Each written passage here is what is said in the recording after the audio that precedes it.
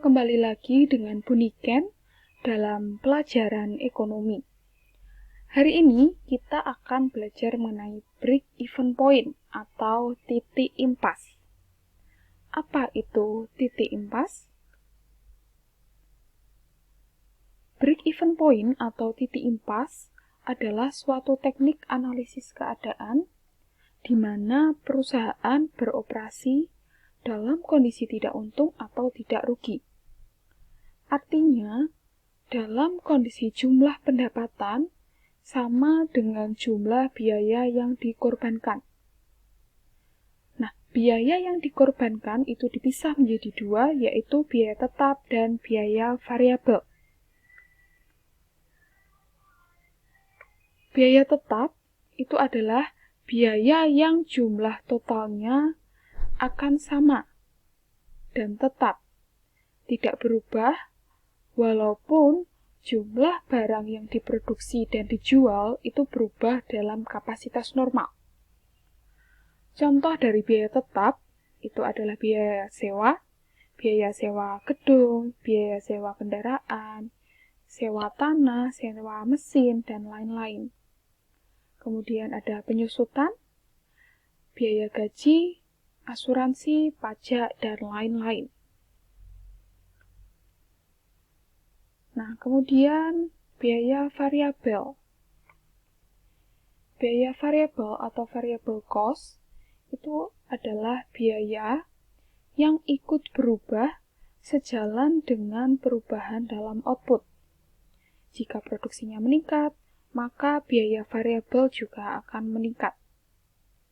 Nah, contohnya biaya variabel adalah bahan baku, upah, komisi penjualan, biaya pengepakan, dan lain-lain. Untuk menghitung BEP itu ada dua, BEP unit dan juga BEP harga. BEP unit dengan menghitung berapa unit jumlah barang atau jasa yang harus diproduksi untuk mendapatkan titik impas.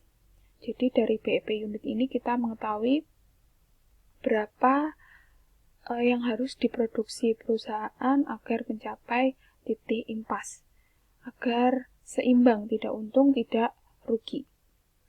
Nah, di sini rumusnya adalah BEP unit sama dengan FC dibagi dengan P dikurangi VC. FC itu adalah fixed cost, P price, VC adalah variable cost. Contohnya seperti ini. Contoh soalnya seperti ini. Diketahui total biaya tetapnya 40 juta. Biaya variabel per unitnya 40.000. Harga jual barang per unitnya 80.000. Maka rumusnya BEP unit sama dengan FC dibagi P dikurangi VC. Kita masukkan angkanya ke dalam rumus. FC-nya adalah 40 juta dibagi dengan P, price-nya itu 80.000 dikurangi dengan VC, variable cost-nya itu 40.000. Sama dengan 40 juta dibagi dengan 40.000. Hasilnya adalah 1000 unit.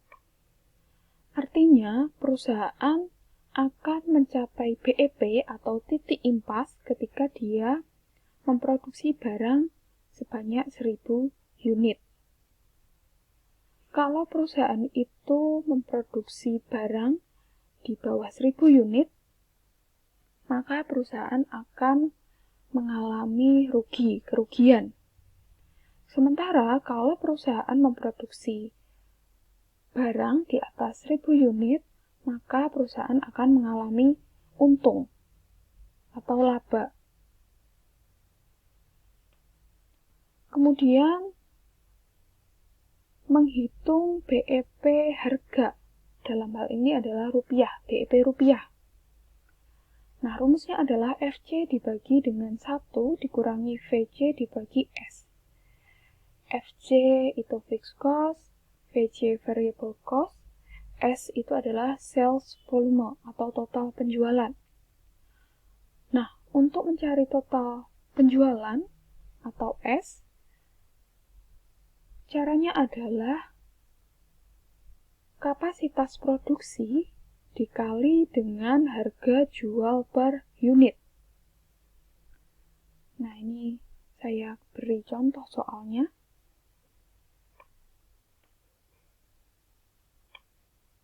Diketahui biaya tetapnya 15 juta, biaya variabel per unitnya 25 juta, harga jual barang per unitnya 5.000, dan kapasitas produksinya 10.000 unit.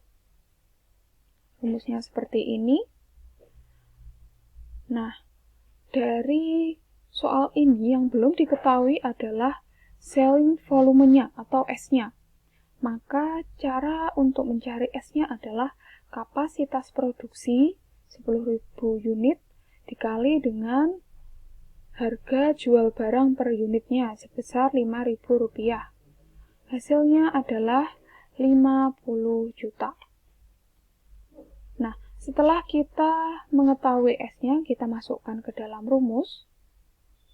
FC-nya adalah 15 juta dibagi dengan 1 dikurangi VC-nya 25 juta dibagi dengan S-nya kita sudah hitung tadi sebesar 50 juta. Hasilnya sama dengan 15 juta dibagi dengan 0,5. 0,5 dapatnya dari mana? 0,5 dapatnya dari 1 dikurangi ini. Hasilnya 0,5. 1 dikurangi 0,5 adalah 0,5. Maka hasil akhirnya, hasil BEP harganya adalah 30 juta. Jadi perusahaan mencapai titik impas ketika dia bisa memperoleh pendapatan sebesar 30 juta. Kemudian saya juga akan menjelaskan mengenai kurva BEP namanya. Nah, dari soal BEP rupiah yang sebelumnya, yang baru saja kita bahas, yang diketahui BEP rupiahnya kan sudah diketahui sebesar 30 juta.